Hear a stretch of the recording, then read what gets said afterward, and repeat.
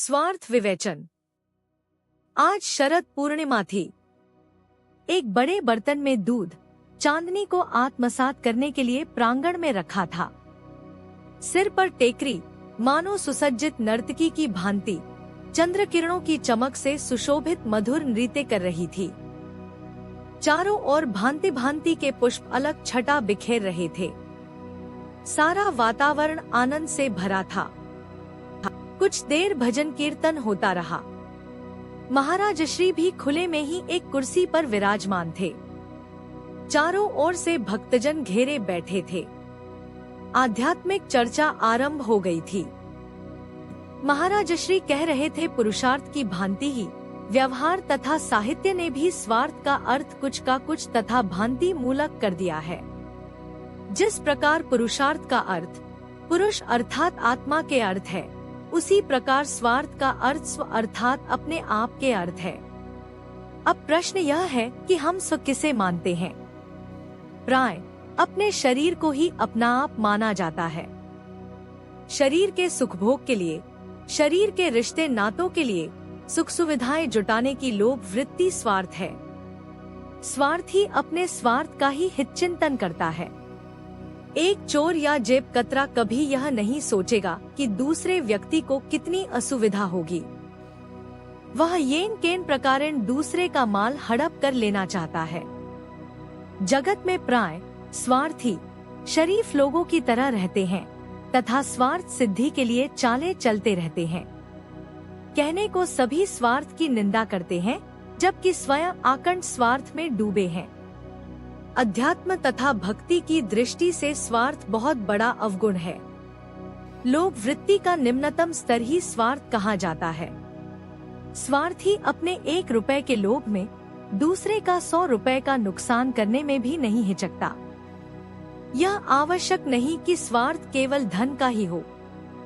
सत्ता प्राप्ति, यश प्राप्ति, विषय भोग, शरीर रक्षा आदि स्वार्थ के विषय हो सकते हैं।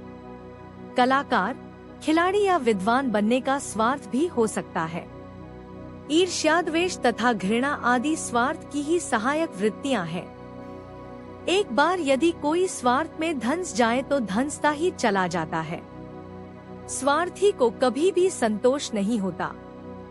चाहे जगत की सारी सुविधाएं उसके अधीन कर दी जाएं, फिर भी और की रट लगाए रहता है। अपने लिए तो स्वार्थी होना फिर भी समझ में आता है, किंतु जब दूसरों के स्वार्थ पर कुठाराघात किया जाता है तो स्वार्थ का कुत्सितम रूप देखने को मिलता है। जिनके पास अधिक सुख सुविधाएं होती हैं, उनसे स्वार्थी द्वेष करता है। जिनके पास अभाव होता है, उनसे घृणा करता है। जिनसे स्वार्थ सिद्धि की आशा होती है, उनके तलुए चाटता है।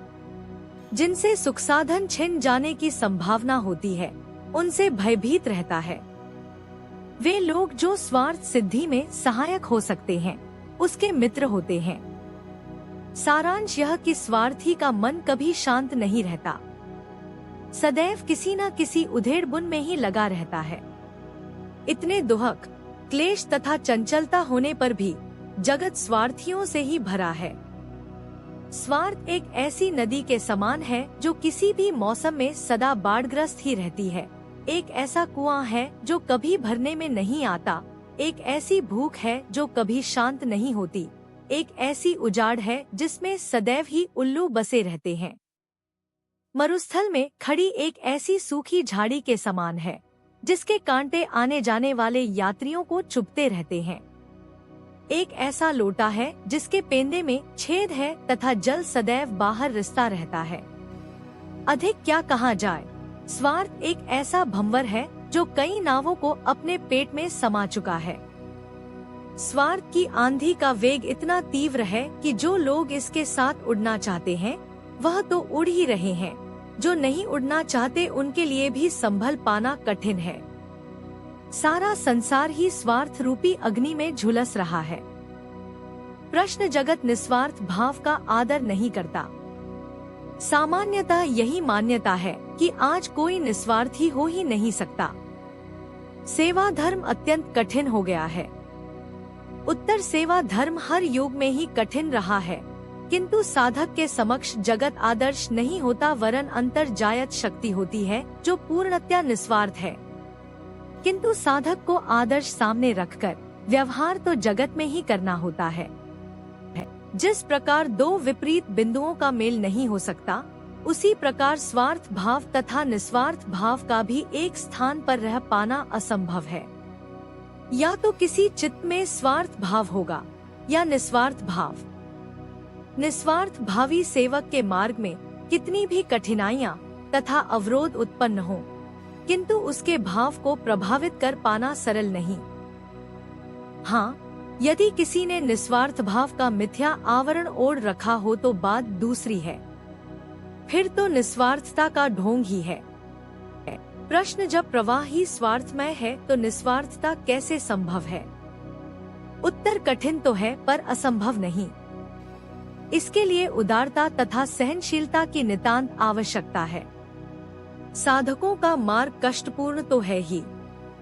निस्वार्थ साधक तथा सेवक को चाहे कितनी भी समस्याओं का सामना करना पड़े, किंतु उसका मन शांत तथा आनंदित रहता है।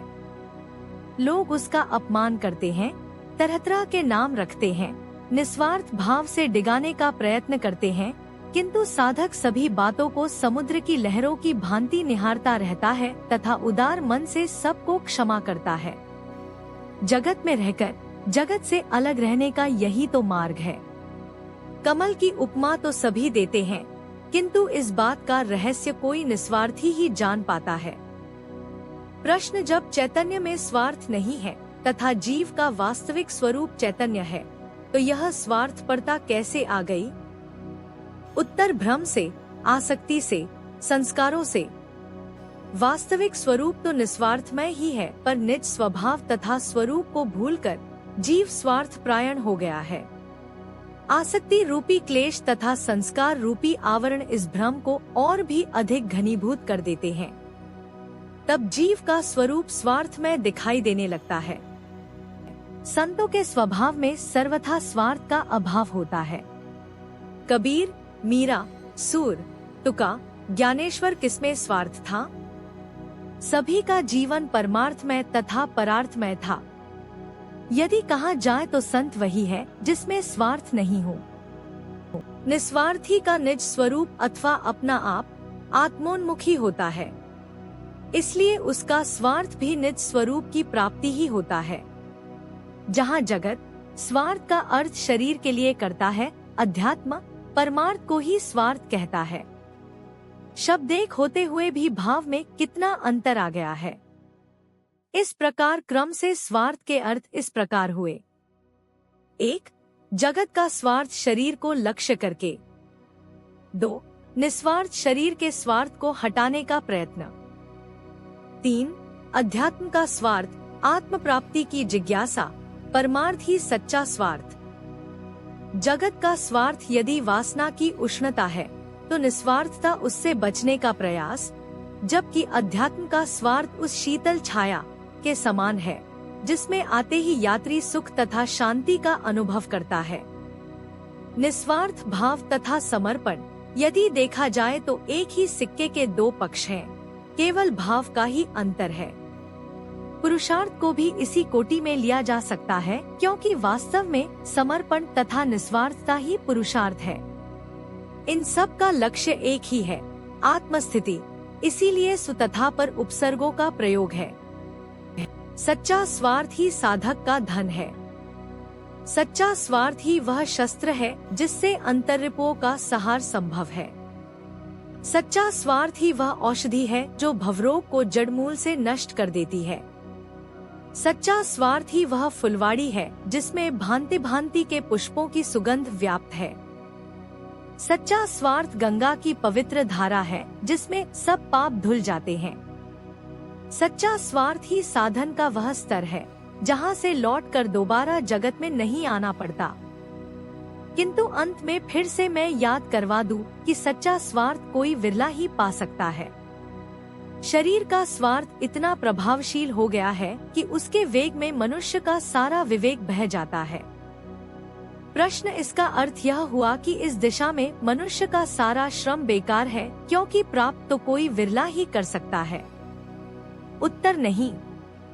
इसका यह अर्थ नहीं जो मैंने यह कहा कि कोई विरला ही इसको प्राप्त करता है, वह सच्चे स्वार्थ की पूर्ण अवस्था को ध्यान में रखकर कहा गया। जो मनुष्य इस अवस्था की दिशा में आगे बढ़ता जाता है, उसका मन शांत तथा दुखानुभूति से दूर होता जाता है।